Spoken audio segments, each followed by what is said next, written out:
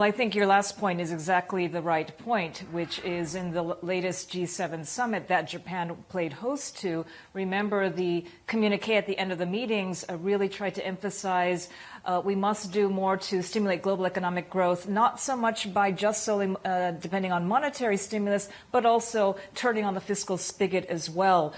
So the idea or the thought that Japan and other major economies could do some kind of coordinated intervention on the currency side would seem to go against the grain or the philosophy of what they've just decided. So at least it's our own view that that option, while not impossible to imagine, we think is a pretty low probability option.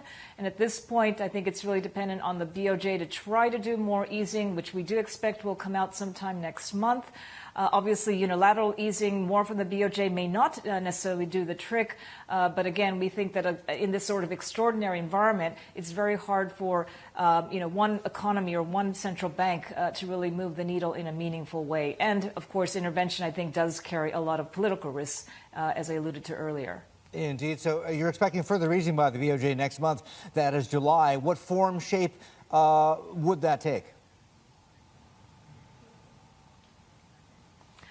So it's probably going to be a combination or all of the following. One is a further cut in the interest rate, is now negative 10 bips, possibly going to negative 20 or 30 bips.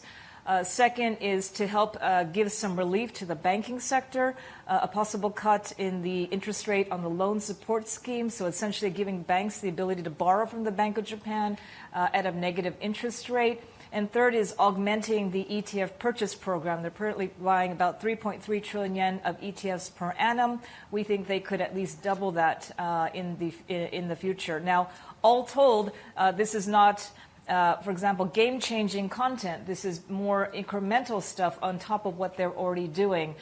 So I think for those people who are looking for some grand bazooka for the BOJ to pull out of its hat, it could be on the disappointing side, which is exactly why I think the government is talking about releasing a pretty sizable fiscal stimulus package later this fall.